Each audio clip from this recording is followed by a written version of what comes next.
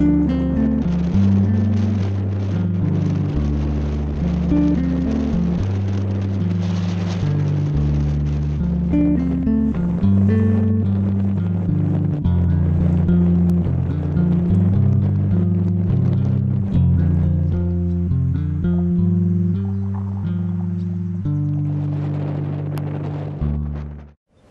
hey everybody, Dave Jensen here with the Dream Big Tour Adventure Update.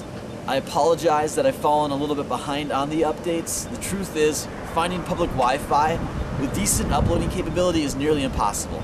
But I'm going to do my best to get this video online one way or another. Well, I've just wrapped up day 6. It is Sunday, May 19th. I'm here in Las Cruces, New Mexico. I've traveled about 750 miles of my 2,500 mile trek across the United States. So I'm a little less than a third of the way there, which is going to put me a little bit behind my goal. I'm on track to probably complete the journey in about 19 days or so, which I'll be very content with at this time. It's been a true challenge. I left you last time at the end of day 1. I traveled from Huntington Beach to Palm Springs. Getting up day 2, I was sore, tired. It was still going to be incredibly hot, about 105 degrees, and I began my journey on Interstate 10. I tell you what, getting on the interstate for the first time was awfully nerve-wracking, entering with the semis. It wasn't too far into the ride along Interstate 10 that I actually got into a 10-mile climb with a 6-degree incline. The scenery didn't change a lot. It was a lot of cactuses and desert, but I continued to press on and eventually made it to Quartzsite, Arizona, just as the sun was going down. Well, if I was sore and tired waking up day 2, I was super sore and tired waking up day 3 in Quartzsite. It was going to be another day of riding the interstate, Interstate 10 to Phoenix. I had no idea what I was in store for setting out that morning.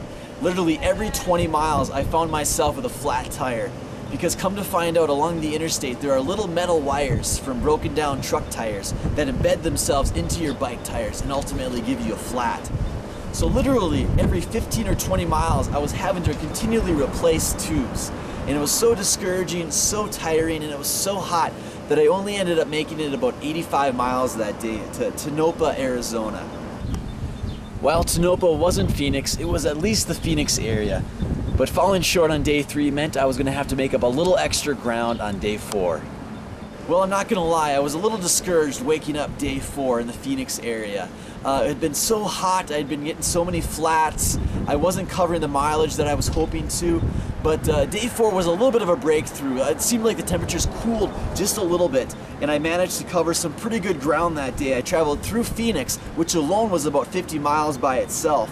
Saw some beautiful scenery, saw some cactuses, saw some great cliffs, and ultimately that night made it to Globe, Arizona, and checked into the one and only Bel Air Motel. And in case you're wondering, it is every bit as glamorous as the name suggests.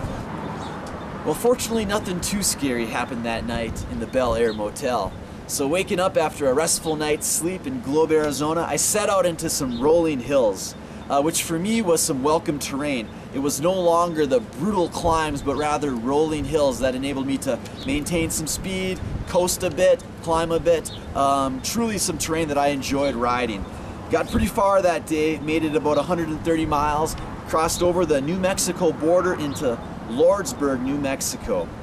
Crossing it just before dusk. It was a beautiful night. There was nobody on the highway. It was one of those moments that cross-country cyclists truly dream of. Right in the center, just enjoying every minute of it as I rolled into Lordsburg, New Mexico at the end of day 5 there. Waking up that next day, day 6, I felt like I'd been through a roller coaster of experiences already, ups and downs, and I was anxious to see what day 6 had in store for me. I can tell you one thing, my backside was so sore, it felt like there were metal spikes on that seat.